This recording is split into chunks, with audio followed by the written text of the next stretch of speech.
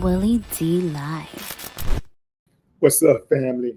If it's your first time checking out the show, let me know what city, what state you're coming in from. If you're outside of the U.S., let me know what country you represent. Throw up your flag. Family, I need you to smash up the likes, smash up the likes, smash up the likes. Also, if you have not done so already on YouTube after you subscribe, there's a little bell next to your subscribe button. Go ahead and click that thing right now so you can get your notifications each time I drop a new video like this. That way you'll be in the loop. I let a few hundred of y'all come in, then I'm going in. But in the meantime and in between time, I'm going to give some shots out to the early birds. But before I give the shots out to the early birds, I do have a special guest or two joining me from the boxing world to talk about George Foreman and what he meant to them and what he meant to boxing, his impact on boxing, and what his legacy looks like. Let's start off with Raina. What's up, Ray? Raina Ray Johnson. What's up? What's up? Angie Young. Michael, Betty, what up? Troy Scott, peace, family. Travis Terrell, is that Terrell Jacobs? J Body. Complete Indifference. What's up? What it do?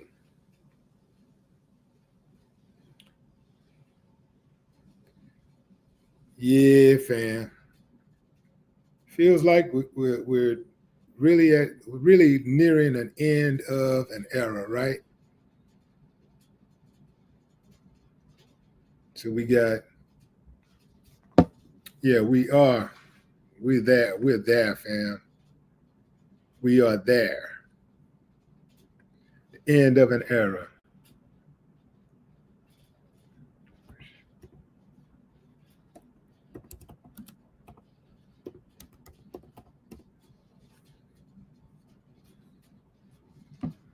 Yeah, we got, who is this? African Pride, Sparkle Lindsay, Jazz Maserati, Lamar Smith, Detroit,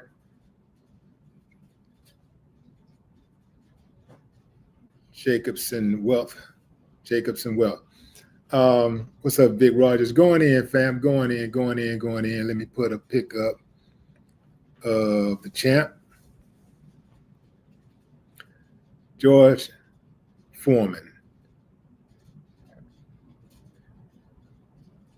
George Foreman made history a few times. Made history when he became the world heavyweight champion. Then he came back after a 10-year layoff and became a world heavyweight champion again, the oldest world heavyweight champion. And then he made history with that grill, that George Foreman grill. Yeah.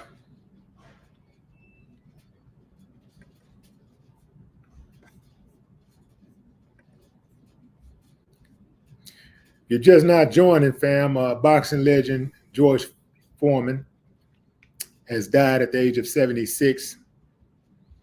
His family just announced a couple hours ago.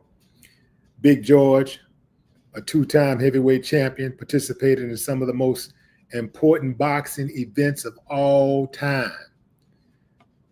Foreman burst onto the scene in 1968 at the Summer Olympics in Mexico City, where he won a gold medal. Shortly after the games, George turned pro. In 1973, Foreman defeated then undefeated heavyweight champ Joe Frazier, securing his first title just years into his boxing career. I don't think people, the young people, really don't understand how good George Foreman was. George Foreman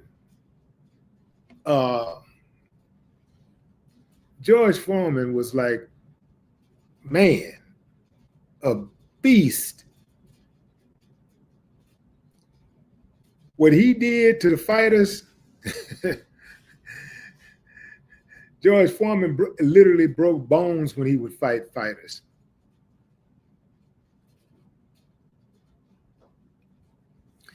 A lot of people forget that George Foreman only had a handful of amateur fights. He started boxing late in life. You know, most fighters, like serious fighters, start boxing, you know, when they're before they're a teenager, before they're teens, they start boxing. George Foreman didn't start boxing until he was a teenager. I think George may have been 17 when he first started boxing. Let me see how old was George when he first started boxing.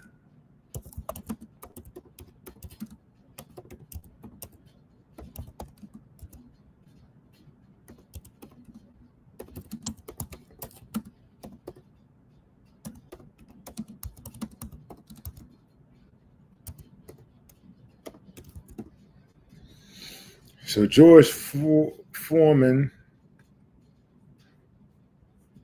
let's see. George Foreman, he competed between 1967 and 1997. That's a 30-year gap, but remember he had a 10-year layoff when he came, and then he came back and finished his career. Let's see. I got some gems I'm going to share with y'all. Y'all know George Foreman is from Houston. He actually was born in Marshall, Texas, but he grew up in Houston. And he also, this is where he died, in Houston. But I got some stories I'm going to share with y'all about George Foreman that I think you guys will appreciate and find very interesting.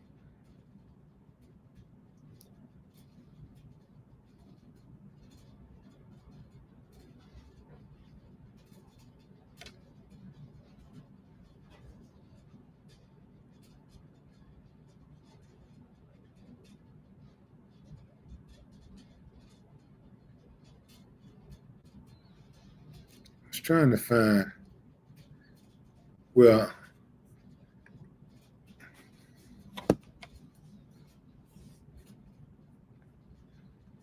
let's see.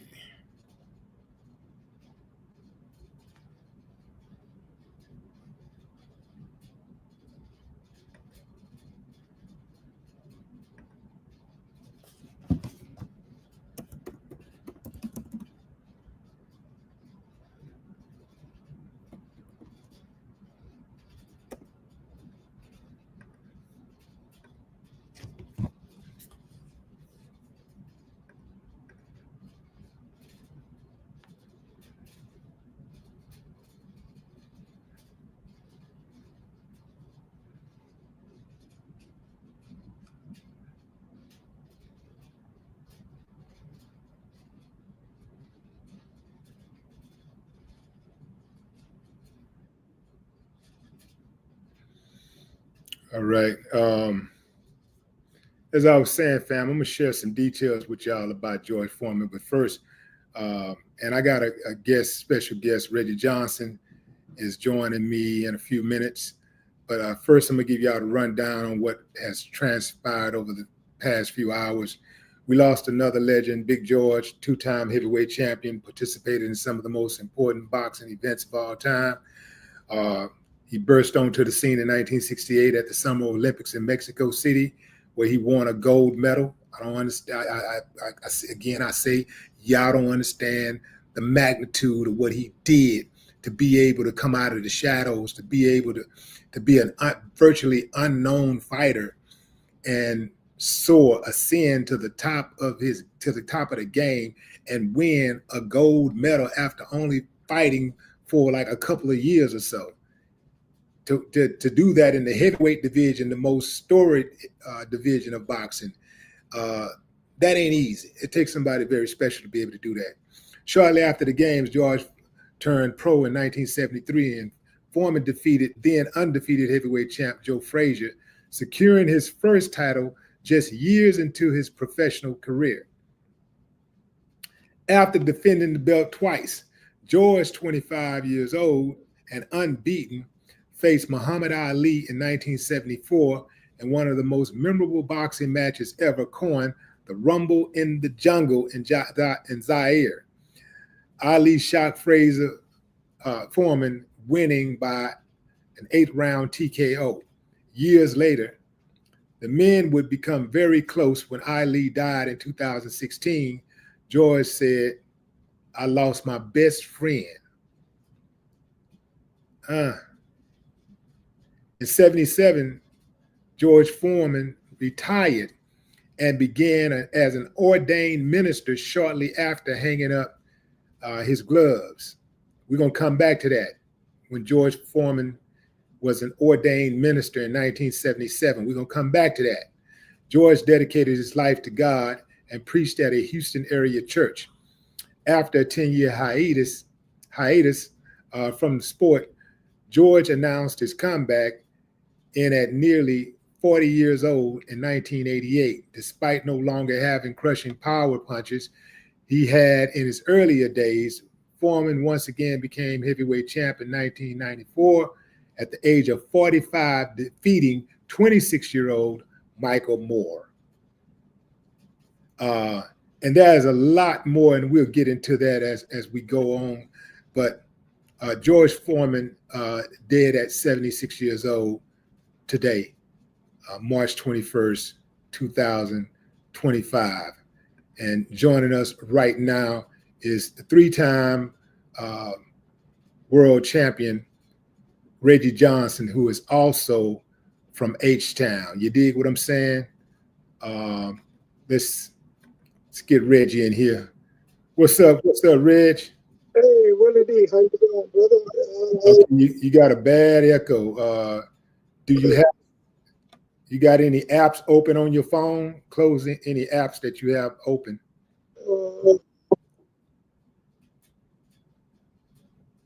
Yeah, you're echoing. I wonder what that is. Yeah, it's a lot of echo. Let me see. Y'all be patient. Reggie ain't too much up on this technology thing, you know. Very slow man with this. Very slow man. Man, I'm trying to see. I need my daughter here. She normally help me with this stuff. Okay, you're not too bad. It's not too bad, but yeah, I don't want to hit nothing else and be. Okay, there you go. You good right there. I think we can get through it with this. We can get through. Okay. It. So Reggie, you're from Houston. You grew up in the boxing world. You've known George Foreman personally. You've shared a lot of spaces with him, as both of you guys are world champions out of H-Town. So y'all been in the same place a lot of times.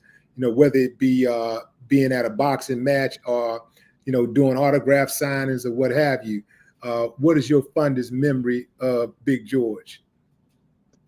Well, I think, man, that's well, I've been home all day, working from home, and I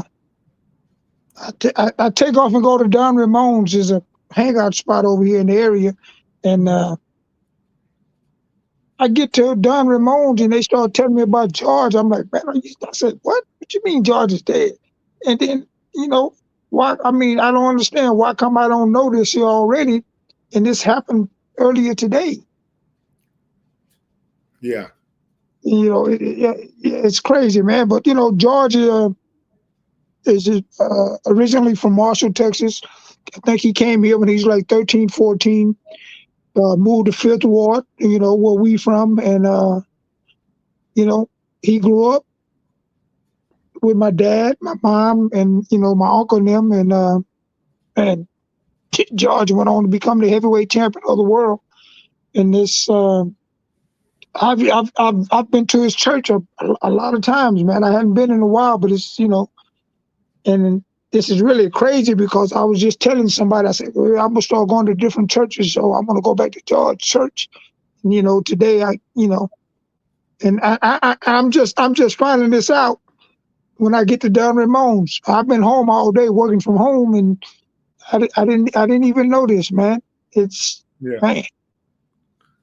Yeah. Was so for those of you, but none of you know actually, really, but Reggie's dad and my uncle and George Foreman used to run together. They all ran together in Fifth Ward, and they used to terrorize the neighborhood.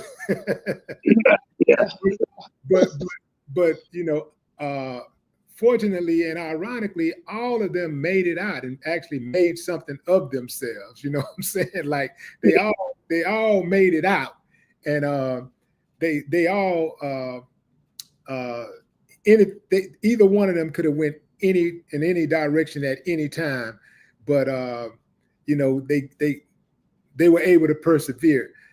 Me and Reggie met through his dad and my uncle, who was from Fifth Ward, and I had a story I was going to tell y'all about George Foreman, the preaching. When they talk about George Foreman preaching in 1977, and when he became an ordained minister, they talk about him preaching at a church.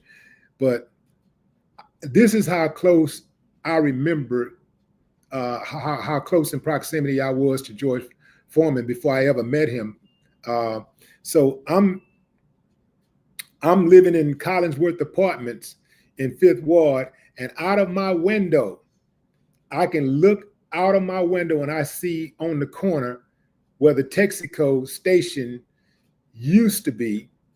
I see what actually it was before the Texaco station was built. There was an empty field, and it was George Foreman was standing on that corner preaching. Back then, he would have probably 10 chairs, 20 chairs out there, and one or two people might be sitting in those chairs, and George Foreman would be preaching. And that was my introduction to George Foreman,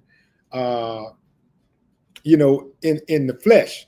I obviously knew him from the boxing world and television and everything, but that was the closest I had bitten to him until I had gotten to him, until I started boxing out of his gym. He used to have a gym called Main Event Boxing Gym. So you remember Main Event? I'm sure you remember Main Event, Reggie. Oh yeah, absolutely, absolutely. Well, yeah, George started that gym, and you talking about the gym that was downtown, right? No. I'm talking about Main Event that was on Elysian. Remember when it was the one that was the fifth one? Oh yeah, that's right. Yes. I remember. Me and Warren boxed out of. Right. Yes, that's right. Yeah. So so George would come through. His brother Roy Foreman ran it. He ran it. That's right. Yeah. So I used to walk to that gym from school, and not from school, but from home, which was about maybe 2 miles away. I would walk to the gym and walk back, 5 days a week when I was boxing, as a teenager. But those are some of the fondest memories that I have of George Foreman. Never in my wildest dreams that I think that he would bounce back and become a heavyweight champion again. Once you heavyweight champion, man, and you've been gone for 10 years, it's over. Ain't no coming back to becoming a heavyweight champion again, And for him to do that, to do that at the age of what? 40 what? He was 40 what? 46. Yeah, that's right. Wow. Yeah. To be able to do that at 46, was something really special, man. Reggie, on when you look at the great heavyweight champions, because I was just saying that this is the end of an era. We when we talk about great heavyweights, people typically say that those fighters from the 70s and the 80s were the best crop, the cluster of fighters, right? As far as heavyweight class, the heavyweight. Right, okay. We're talking about Ken Norton. We're talking about Ali, Joe Frazier, George Foreman, and Ken Norton. Ken Norton. There you go. Okay. Right? Right. That's right. Ooh, man. And then a close that somebody that came really close in that right in the middle of generations was Holmes, Larry Holmes, right? And Larry Holmes was a little bit after them. That's what I'm saying. Yeah, he was close, real close. Larry Holmes was the heir apparent. You know, Larry Holmes was in between Ali and George and Mike Tyson. Larry Holmes in the middle of that. But to me, it's like we're at the end of an era now because all of those fighters are gone now, right? Am I correct? Yeah, I think so. I think most of them are gone. Yeah. All of them are gone. Ken Norton, Joe Frazier, Muhammad Ali, Foreman, and who are we missing one? Frazier, Ali, Ali, Ken Norton, Foreman.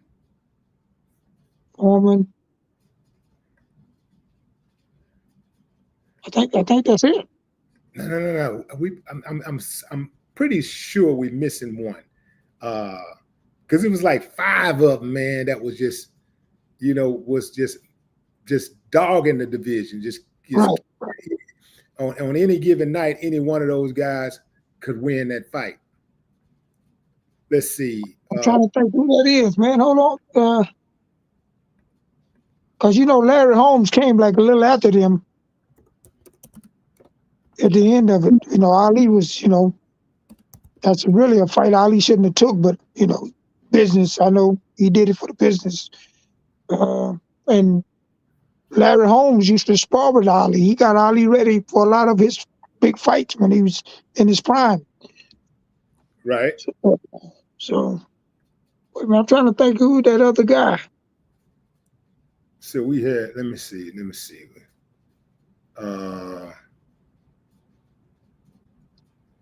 We got Frazier, you got Foreman, you got Norton, you got Ali. I'm trying to think who that. Maybe I have to. Who am I missing here? Well, in any event, we'll come back. I think it's that. I think those are it was 4 of them, right? But you said is one more? I thought it was one more. Maybe I'm tripping. Yeah. Larry Holmes, Ali, Joe Frazier, Ken Norton, George Foreman. That's 5. Okay, no, that's 4. So it's the 4. Okay, so it's 4. The 4. All of them are gone now. Yeah. Remember, in that era, that's George Foreman was the last to go. And the trip part about it is 76. The youngsters will say that's old, but when you hit, you get up in age like we are, like 58. 76 is young. You know what I'm saying? Yeah. You think 76? That's still young to me. Yeah, it is, man. It is. It's especially with all of the options that we have today and with all of the knowledge that we have. But of course, they're still putting a lot of stuff in our food supply and our water supply, so we got to be careful about that. But no, Spinks was not on that level. Somebody said Spinks. Nah, Leon Spinks was not on that level. No, sure what? No, we talking about killers. Yeah. We talking about killers. And don't you know that Michael Spinks, when he fought for the world title, fought Ali, man, that man, I don't think he had, 14 fights or something? He didn't have a lot of fights. He didn't even have 20 fights. I think it was like 13 or 14 fights. Yeah, 13 or 14. Yeah. Yeah. Yeah. He was blessed to get that fight. Well, I think he was what he did in the amateurs. I think he fought in the Olympics, and didn't he get a silver medal? I can't remember, man. But his brother, boy, Michael Spinks was the man, though. He did a lot better than Leon. Yeah. Yeah, but they come from a boxing family though, so Yeah. they got that history right there. But George Foreman, man, with the way George Foreman bounced back even from after boxing, for him to come back and reinvent himself, he didn't just come back and do some grills and reinvent himself. He came back and retained the world heavyweight boxing championship, and then pivoted, and made $100 million selling grills. Ooh, man. Yeah. Yeah. He knocked that out too, man. He knocked that business out with the grill too, man. That was unbelievable, man. Yeah. Yeah. Unbelievable. So I'm looking at the fights right now. I'm looking at Leon Spinks fights right now. When he fought Ali, Ali was 55-2, and Spinks was trying to find Spinks' record at that time. Let's see. Spinks was. Let's see. Leon Spinks. Where you at? Where you at, Leon? Leon Spinks. Leon. There we go. Here we go. Oh man, Leon, when he fought Ali, Leon had only had 7 fights. That's what I knew. I knew he didn't have that many fights, man. But And he was a standout amateur. So, when he turned pro, he was already noted for, fighting in the Olympics. Yeah, so when he fought Ali, he was 6-0. And the very next fight, he fought Ali. He was 7-0. So Yeah. he fought Ali February 7 in 78. February 78. And then in September of 78, he fought him again. He beat him the first time around, and he lost the second time around. The trip part about it is I was actually rooting for Leon Spinks in that first fight when he beat Ali, because I didn't like Ali, the showboating and all that kind of stuff. But I also didn't understand Ali back then. I really didn't understand how much of a statesman Ali was, and how much of a rider for his people Ali was. Because if I did, I definitely would have been riding with Ali, But I wasn't with all the fly talking and stuff. I was more like a workman, like get it done. Let's go to work. Fuck all that talking, man. Let's put this work in.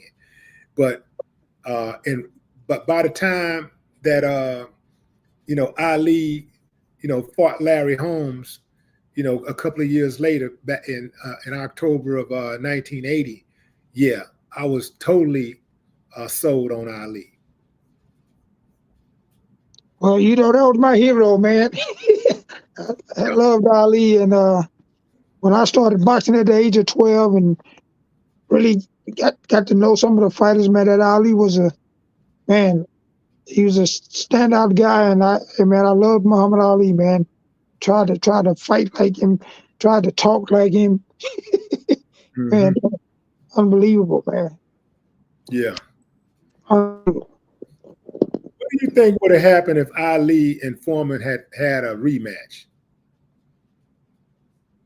I think history would have repeated itself. I think same thing. And man, what Ali did in that fight, man, because think what George was hitting those people with, knocking them out, for Ali to overcome that and take all that punishment to wear George down and then take him out like that.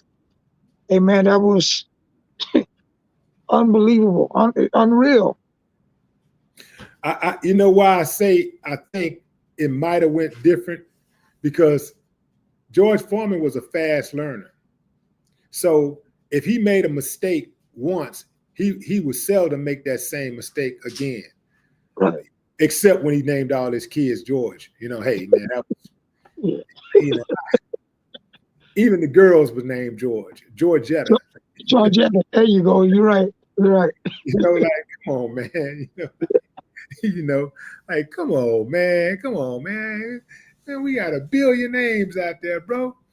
But that as far as I know, he's probably the only person that ever did something like that. Do you know anybody else who ever named all their kids after them? Even the girls? I think that was something first. I mean, think about it. That's a standout.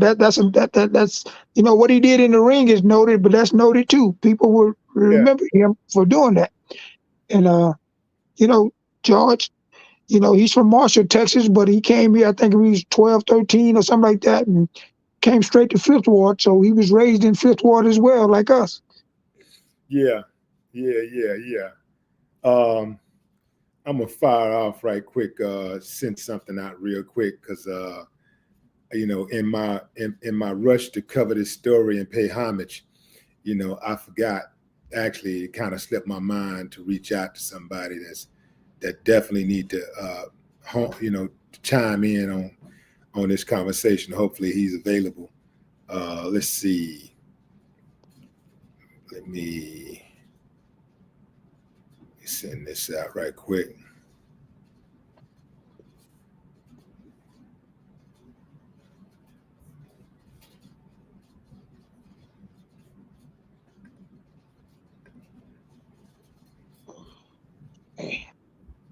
Boy, this is hard for me to believe this, man.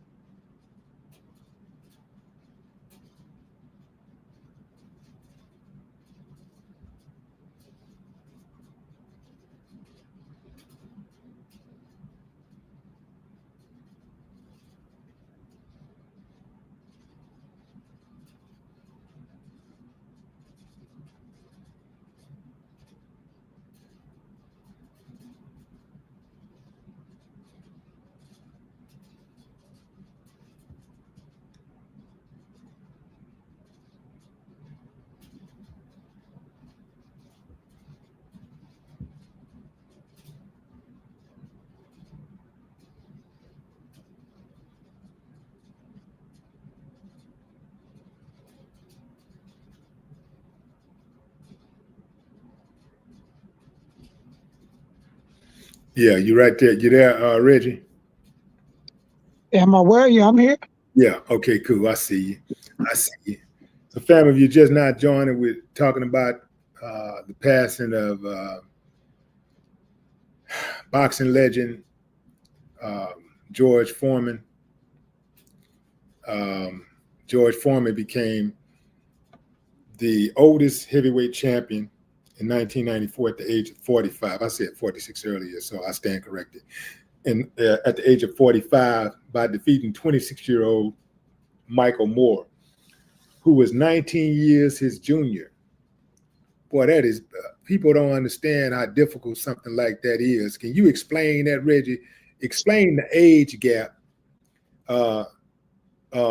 Explain the age gap and explain the age gap and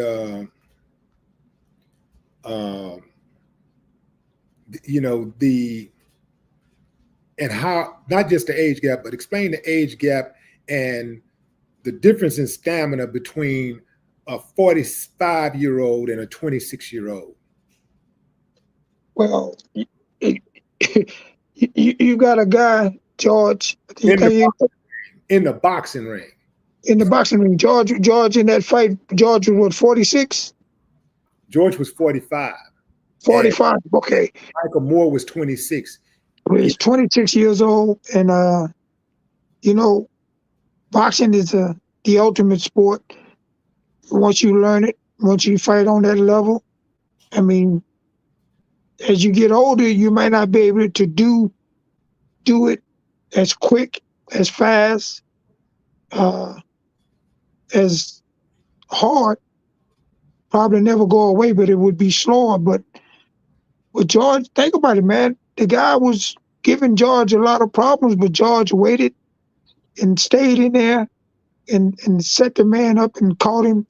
And I think we all knew back then that the man that he was fighting, that was one of the things that weighed in on him. He didn't have a good chin, and that was but still, man, being the oldest man in boxing history to win a world title, man, that's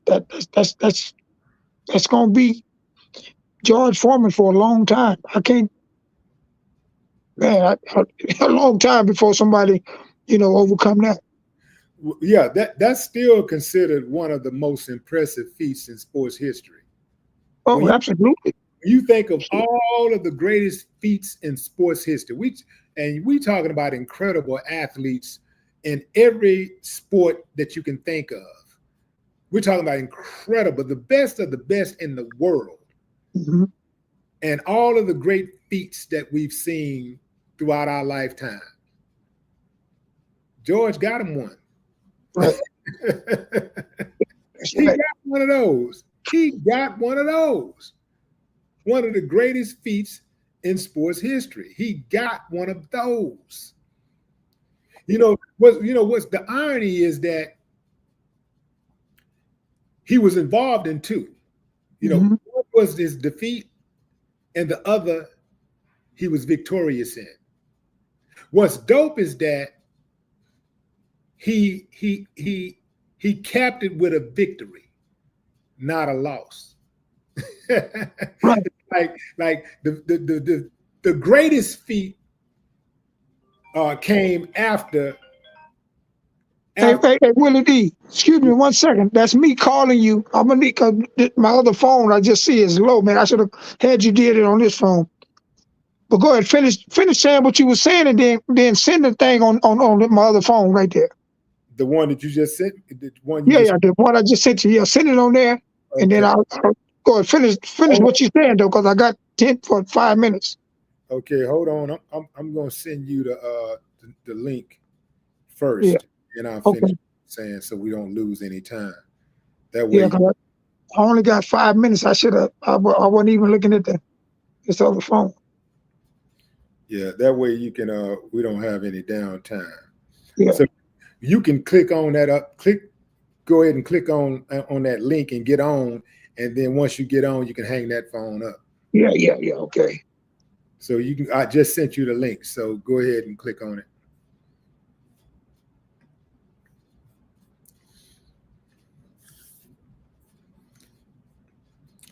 Yeah, we was talking about one of the greatest feats in boxing history, and George being involved in two of the greatest feats in boxing history. One, the loss to Ali in Zaire, and then the other, the victory over Michael Moore in 1994 to become the world heavyweight champion, the oldest world heavyweight champion in history, at the age of 45.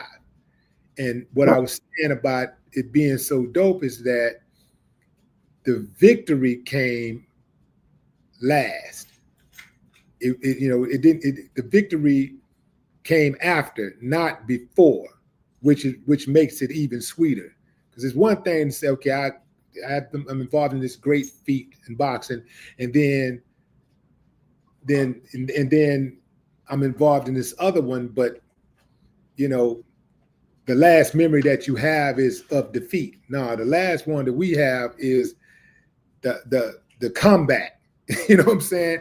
And I think that the comeback was actually the greatest feat, because boxers have been upset before. You know what I'm saying? Boxers, great boxers get upset all the time, right? There's upset all the time. So, it was a shock, that he lost to Ali the way he did. But we've seen a lot of shocking moments in boxing like that, you know. So, but what we saw him take a 10-year layoff in the heavyweight division, first of all, become heavyweight champion, lose it, take off 10 years, come back and fight his way back to the top, claw his way back to the top and become heavyweight champion all over again, and beat a 26-year-old at the age of 45. Okay, I got it. Okay, I turned it off. Can you hear me? Yeah, I hear you. Okay. All right. Yeah, to beat a 26-year-old at the age of 45, bro, in boxing, you know, in a sport that requires so much stamina, where age, depending on how old you are, it becomes a disadvantage. Where you get slower, you know, you get weaker, you know, you tire faster, you know, your reflexes aren't as good. And hey, man, he did that. Yeah, he did it. He did it, man. Hey, man, you know, when you really think in retrospect, George coming back, think about them years he had been away from the ring. And I remember going to his gym, wasn't too far from Northwood Manor, you know, going to his gym. Right. You know, that's something. I mean, it'd probably be 75, 100 years before somebody do something on that level again with the ultimate sport of boxing. Yeah. It's such a rare feat. You're right. It might be 75, 100 years, you know, before something like that ever happens again. If I was still a betting man, I would have bet right. I bet right now nobody could do it. There's no fight. Me too. There's no heavyweight fighter that retired 10 years ago can come back and beat the best heavyweight champ that's in the game today. Yeah, it's man, and you know what's really crazy with this, Will, I was off today, been home most of the day, you know, working from home, relaxing. So I get up, take a shower, put on clothes, go to Don Ramon's. That's, you know, you've been there before. Used to be down in Rockies back in the day. Yep. And I get there,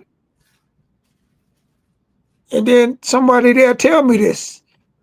I mean, I'm like, wait a minute, man. This happened earlier today, and ain't nobody called me. Ain't nobody. This is crazy, man. You know, George and my dad grew up together. I remember George used to always say that. He said that at one of my fights, he was telling the people, well, I wouldn't fight his dad because, you know, his dad was this and that, you know, and they was real cool. But, you know, he didn't bully my dad, and for whatever reason. But, you know, just knowing that the history, him, my dad, and the ones who came up in Fifth Ward back then, man, it's, you know, you know, we know what we went through, but just could you imagine us coming up when they came up, how bad it was in the hood? So, right. Yeah. Yeah. And, you know, just for the record, fam, I did reach out to Roy Foreman, George's brother. And, you know, he was telling me that he's still trying to process everything. He didn't want to speak right now, which is, you know, definitely understandable. Right. And so we want to take this time out, you know, to offer, you know, all our condolences to not just Roy, but you know, George's entire family, but also his church family too, because that was important to him.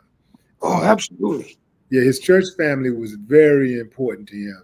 His faith was important to him. So we want to extend our condolences to everybody that's been affected by George Foreman's passing. A true legend, There will never, ever, ever, ever be another like George Foreman.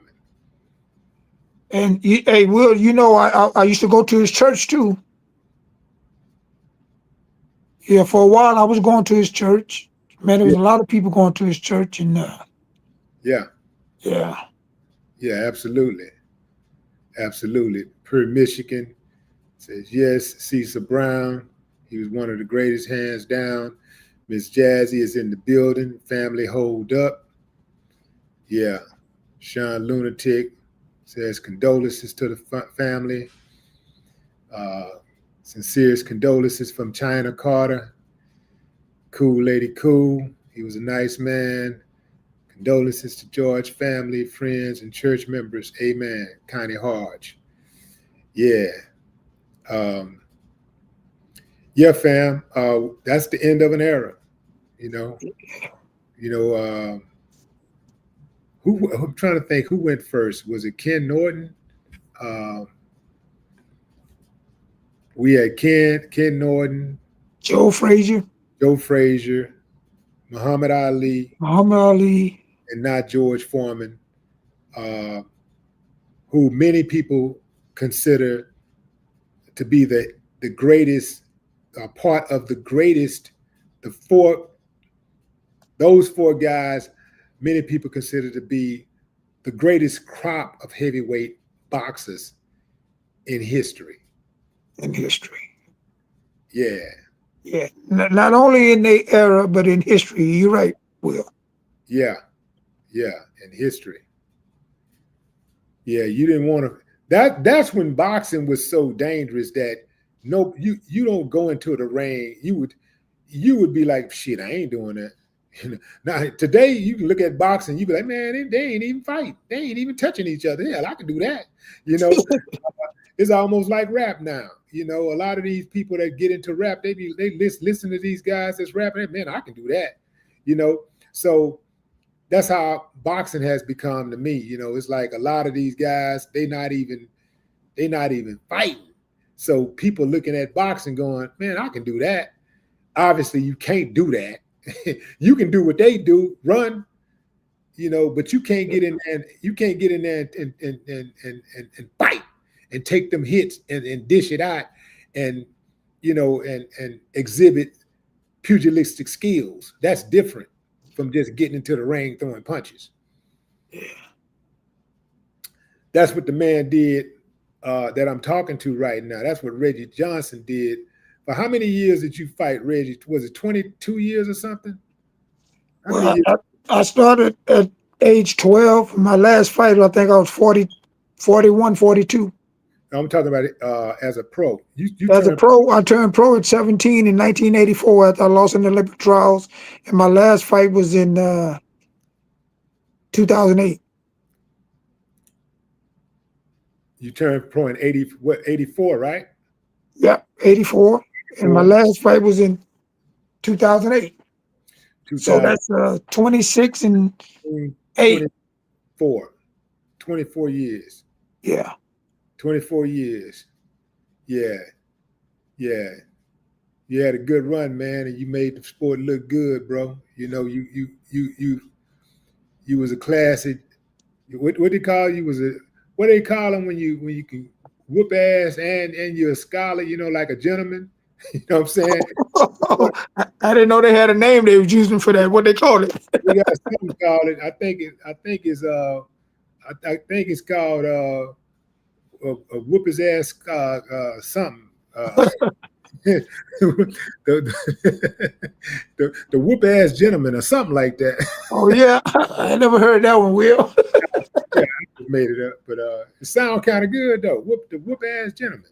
But yeah, man, you did your thing, man, and you brought a lot of class to the sport, and you continue to represent boxing, in a way that make the people that really love the sport proud. So, man, salute to you, man, for coming on and sharing, your wisdom and the stories that about Big George. Yeah, You know, one of the greatest to ever do it, hands down.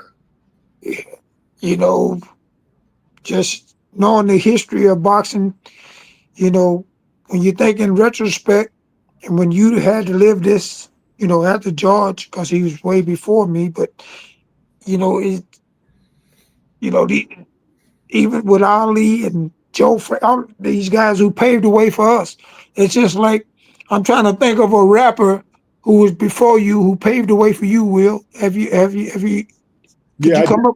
I just interviewed one, Cool Mo D. Cool Mo D. There you go. Yeah, Cool Mo D. Yes, indeed. yeah. So Shit. Chuck D. Shit. Cube. Ice Cube. AR one. LL. Run Yeah, cool. Run D. MC. Yeah, Run DMC. I used to love them boys. Man, yeah. Yes. Run DMC, man. Ice T. All them dudes too short. Yeah. Yeah. Those dudes. I was right there, right after them. So, but they opened the door. Melly Mel, Red Yeah. Flash. Yeah, those dudes right there. They opened the door. For me to walk in. So, salute to all of them. Now what's the guy that Puffy had? What's his name who passed away? Biggie. Yeah, Biggie. Like that was do. He came. Well, he's like a little after you, though, right? Or was he out at the same time? Nah, Biggie came after. Yeah, he got to y'all. Yeah, after Ghetto Boys hit y'all, man. Whoo, that's crazy, man. When you even think about it from a boxing perspective, what I've did, and I mean what you what you did as a rapper, man. You started off like hearing songs and doing it, and you fell in love with it, and man, you went to that high level, man. It's amazing, man. When you're doing something you love, it's not work, but you still get paid for it. Right, right, Yeah. right, right, right. We did that, man. You got so what's going on with you right now, man? What you got coming up? Well, I'm waiting to get that call. I got inducted into the Hall of Fame. You was there. You surprised me. Yeah, I want to tell your fans that, Willie D. Thank you, brother. Because I mean, stuff was happening so fast, and I think I was at the hotel or doing something, and then you called me, and we talking, and you was downstairs, wasn't you, at that hotel? huh?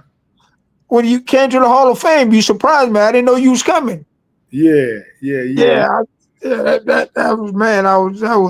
Boy, that brought tears to my eyes because where we both come from, what we both accomplish, and what we both still do, and man, it's yeah.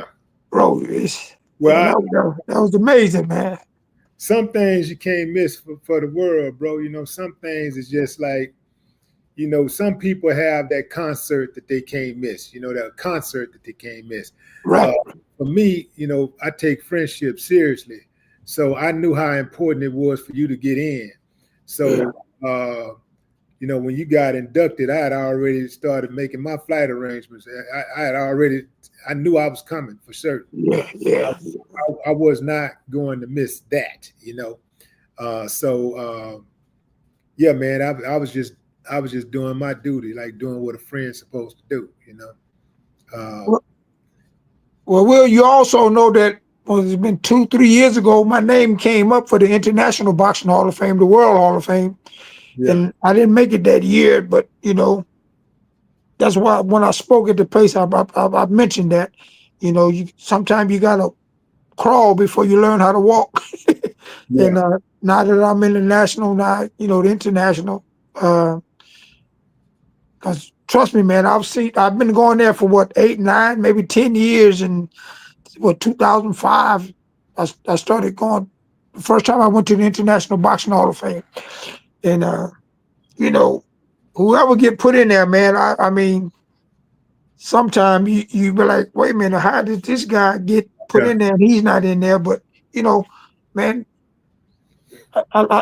it's, hey man, I love it whenever whoever get in there, man. You know, it's who really put the work in, and you know the fighters that you know is Yeah, second to none. I was going to actually ask you about that, but at the same time, you know, it's work to be done, and you know everything is about timing, and you know, uh, I'm not going to put you on the spot for something to be said that could possibly make somebody hold a grudge. You should absolutely be in there. I will say that a three-time world champion should be a three-time world champion should be in the Hall of Fame. I mean, how many three-time world champions are there? There are only a few in each era, right? Right. In each era, there's only a few. So Yeah. if you're one of the few, you should definitely be in there. So, you know, it'll happen.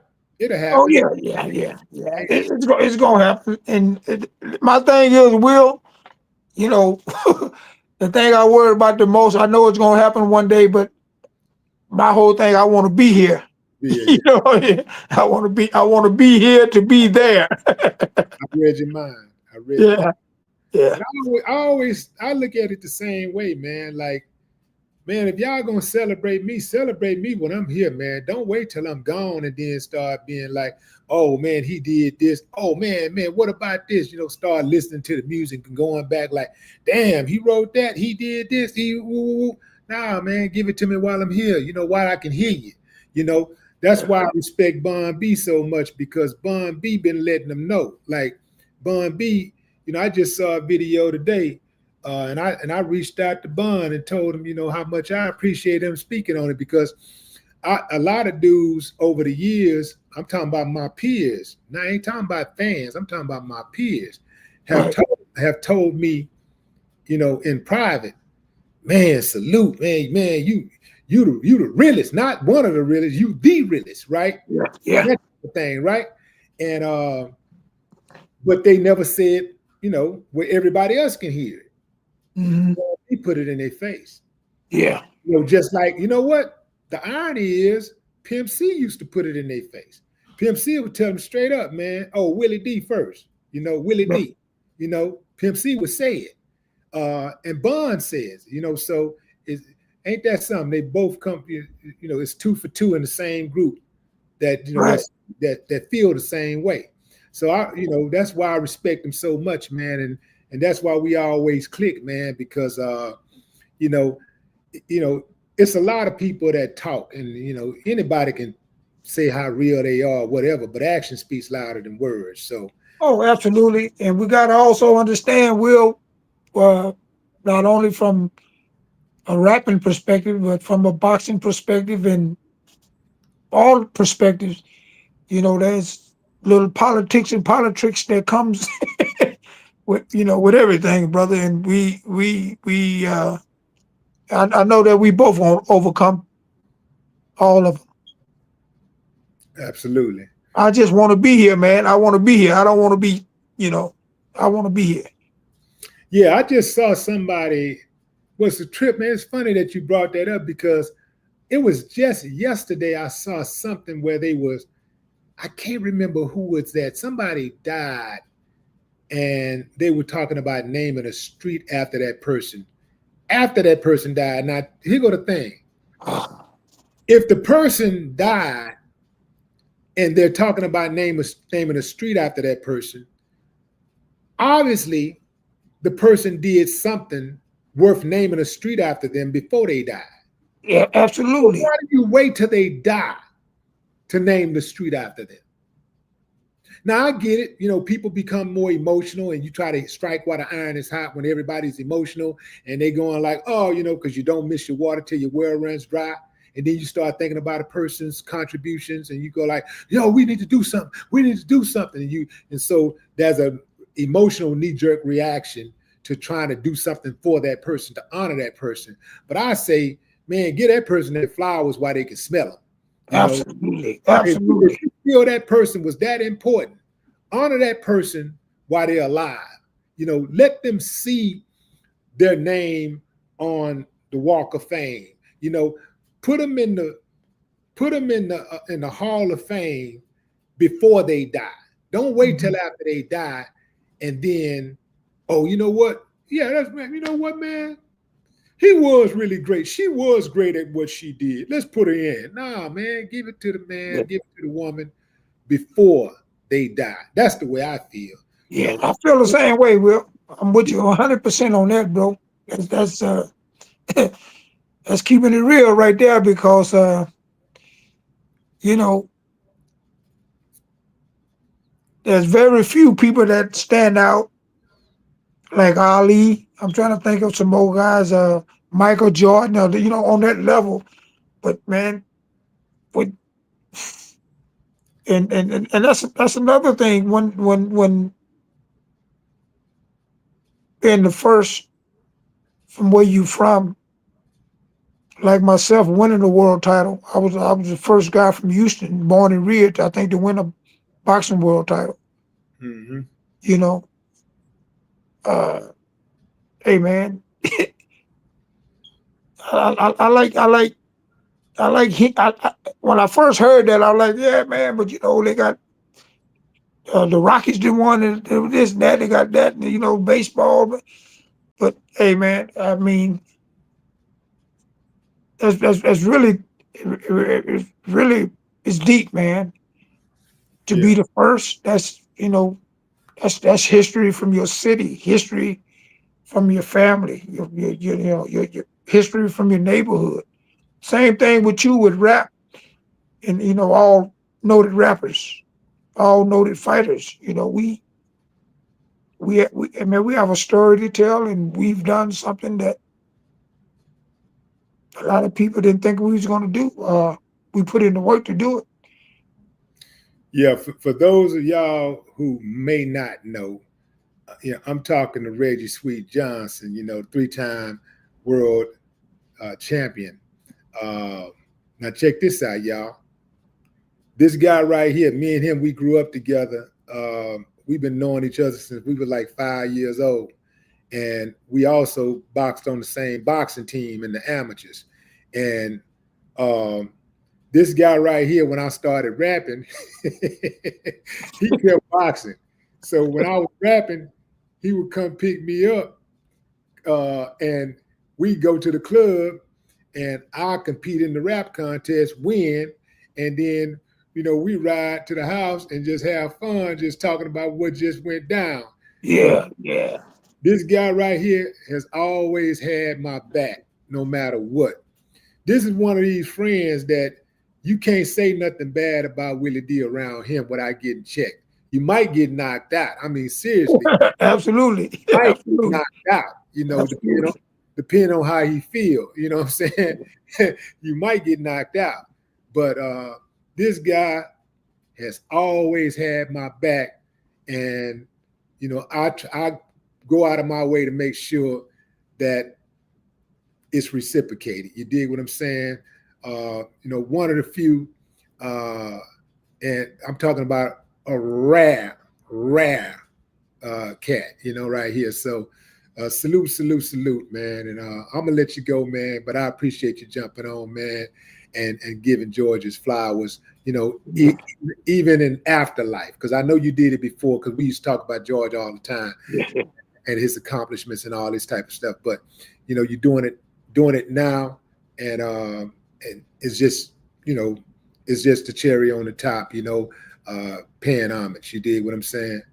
Well, like George Foreman, knowing my dad, coming here, moving to Fifth Ward, the history. Big shout out too, man, to the late Melvin Dennis, your uncle. Yeah. Who was a hell of a fighter. And when I think in retrospect, when I was a little kid living right behind Wheatley High School at Coke Apartments, and I remember when my dad, when he wasn't locked up, when he would walk me to the park, to the big park, and it was your uncle, man, that he was talking about. That's what I saw. So, man, he a boxer. Boom, boom, boom. I'm a little kid, man. I'm probably 5, 6 years old, 7, something like that. But Melvin used to run at Finnegan Park. That's where he was jogging at, man. That was Melvin Dennis. Uncle Mel, man, may he rest in peace, man. Absolutely. That's deep, brother.